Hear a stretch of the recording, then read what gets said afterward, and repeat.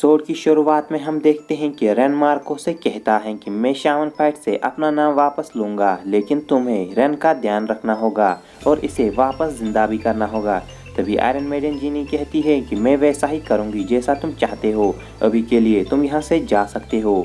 यह वहाँ से जाने लगता है। तभी मार्को कहता है तुमने यहाँ तक पहुँचने में बहुत ज़्यादा मेहनत की है और तुम शामन किंग बनना चाहते थे, लेकिन तुम इतनी आसानी से इन सभी चीज़ों को कैसे छोड़ सकते हो? क्या ये कोई चाल है? रियो आगे आकर मार्को से कहता है कि यो उन्हीं चीज़ों के लिए लड़ता है जो कि उसके लिए कीमती हैं और अभी रेन की जान सबसे ज़्यादा कीमती है, लेकिन तुम ये सब नहीं समझोगे। इसके बाद मानता भी कहता है कि यो शामन किंग बनना चाहता था, लेकिन उसने अपने दोस्त के लिए अपना ड्रीम छोड़ दिया और मैं बहुत खुशनसीब हूँ कि मेरे पास यो जैसा फ्रेंड है। इसके बाद वो सभी लोग वहाँ से जाने लगते हैं और हमें दिखाया जाता है कि मिकीसा भी अपना मैच जीत चुके होते हैं और वो बच्चे भी बहुत खुश होते हैं। इसके बाद यहाँ पर अना आ जाती हैं और वो देखती हैं कि योह ने अपनी ऑरेकल बेल छोड़ दी है और वो कह रही होती हैं कि शायद मुझे आने में देर हो गई। इसके बाद हमें फ्लैशबैक दिखाया जाता है जहाँ पर हमें ईयर 1995 में दिखाया जाता है कि यो 10 साल का है।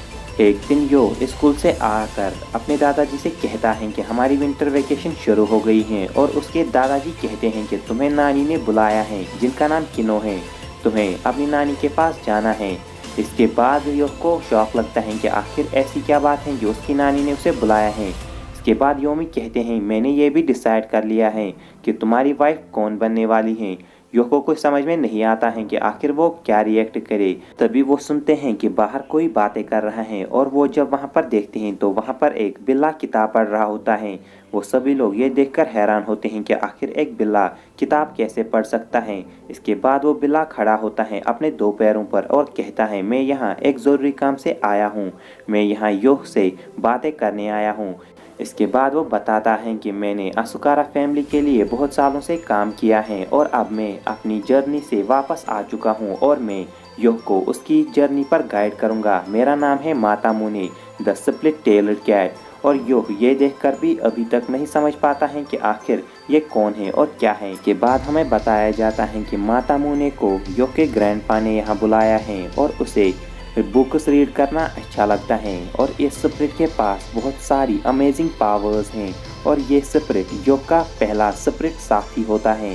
इसके बाद योह और मातामुने ट्रेन में बैठ जाते हैं और वो अमोरी के लिए निकल जाते हैं जहाँ पर योह की नानी रहती हैं। इसके बाद वो अमोरी एयरपोर्ट पे उतरते हैं और वहाँ पर बर्फ़ गिर रही होती हैं। योह को काफ़ी ज़्यादा ठंडी लगती हैं और इसके बाद वो एक कोट पहनता है। मातामुने उसे बताता है कि यहाँ का विंटर कुछ ज़्यादा ही खतरनाक होता है और मैंने हज़ारों में विंटर देखी है। यह मातामुने से कहता है कि क्या है वो पहले भी यहाँ आ चुका है, जिस पर मातामुने कहता है कि मैं 8 बार यहाँ आ चुका हूँ और ये मेरी 9वीं बार है। इसके बाद सीन चेंज होता है और हमें किनो की तरफ दिखाया जाता है जो कि कह रही होती हैं कि उस लड़की से मैंने कहा था कि इन कैंडल्स को बुझाना। इसके बाद सीन चेंज होता है और हमें दिखाया जाता है कि यो खाना खा रहा होता है और वो मातामुने से कहता है कि तुम किनो से लास्ट बार कब मिले थे। और मातामुने उसे बताता है कि 50 साल पहले, तब वो बहुत ज़्यादा यंग थी और खूबसूरत भी, लेकिन जब वॉर हुई तो उसकी आईसाइट और उसकी फैमिली दोनों ही उसे छीन गई। मातामुने इसके बाद वहाँ से निकल जाता है और वो जाते जाते यो से कहता है कि तुम हमेशा वो करना जो कि तुम्हारा दिल चाहता है। ये एक ऐसे बंदे की सलाह है जिसने 500 सालों पहले की शामन फाइट लड़ी है। मैं किनो से मिलने जा रहा हूँ और तुम आहिस्ता अपने आप ही आना। इसके बाद मातामुने वहाँ से चला जाता है। योह बाहर जाता है और उसे रुकने के लिए कहता है। मातामुने नहीं रुकता है और योह जैसे ही बाहर निकलता है वो देखता है अना को और अना को देखकर उसके रिएक्शन ही चेंज होते हैं, लेकिन अना उसे भाव नहीं देती हैं। यो उसे रुकने के लिए कहता है, लेकिन अना उसे देखकर कहती हैं कि मैं तुम्हें मार दूंगी अगर तुमने कुछ और हरकत की। इसके बाद अना वहाँ से जाने लगती हैं और धीमी आवाज़ में कहती हैं, तो ये है असाकुरा यो जो कि मेरा हस्बैंड बनने वाला है। दूसरी तरफ मातामुने किनो के पास आ जाता है और वो दोनों बातें करने लगते हैं। इसके बाद मातामुने उसे इस जगह के बारे में कहता है कि ये जगह अभी भी नहीं बदली है, ये अभी भी वैसी की वैसी हैं जैसी मैंने तब देखी थी। इसके बाद किनो उसे कहती हैं, मातामुने तुम असाकुरा के सबसे पावरफुल स्पिरिट हो और तुम्हें पता है योमी ने तुम्हें किस काम के लिए यहाँ पर बुलाया है। इसके बाद मातामुने कहता है क्या उस लड़की की कंडीशन कुछ ज़्यादा ही सीरियस है, जिस पर किनो कहती है हाँ उसकी कंडीशन सीरियस है और वो लड़की श्रापित है, उसका नसीब भी श्रापित है और उसके पावर्स भी श्रापित हैं। यहाँ पर जिस लड़की की बात हो रही है वो अना ही है।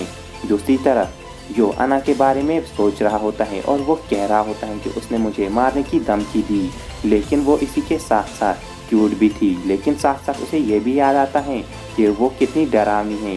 इसके बाद यो इन सभी बातों के बारे में सोच रहा होता है और कहता है मैंने कभी भी अपने स्कूल में किसी लड़की से बात नहीं की है, आखिर मैं अना से कैसे बात कर सकता हूँ। इसके बाद वो वहाँ से चला जाता है और तभी हम देखते हैं कि उसके पीछे पीछे एक अजीब सा क्रीचर आ जाता है और वो कह रहा होता है कि आखिर ये किस किस्म का गोश्त है। तभी उसे याद आता है कि वो शिकिगामी को यूज़ कर सकता है और यो रुक कर अपने शिकिगामी निकालता है और उस क्रीचर पर अटैक कर देता है, लेकिन वो क्रीचर योह के शिकिगामीज़ को आसानी से हरा देता है। योह को इसके बाद भागने के सिवा और भी चारा नहीं होता है और वो भागने लगता है। तभी हम देखते हैं कि वहाँ पर मातामुने आ जाता है। योह उससे कहता है कि आखिर ये क्या है। तभी मातामुने कहता है ये एक डीमन है और मैं इसे रोकने वाला हूँ। मातामुने के हाथ में जो सिगार होता है वो उसे एक ओवरसोल बना देता है और उसके हाथ में एक स्वॉर्ड आ जाती है। मातामुने उस डीमन को वहीं पर ही अपनी स्वॉर्ड से मार देता है, यानी वो पाइप जैसी जो उसके हाथ में थी। और यहाँ पर ही एपिसोड होता है एंड। सो अगर तुम लोग को एपिसोड अच्छा लगा होगा तो लाइक शेयर सब्सक्राइब करे बिना कहीं मत जाना। मैं मिलता हूँ नेक्स्ट वीडियो में, तब तक के लिए सायोनारा।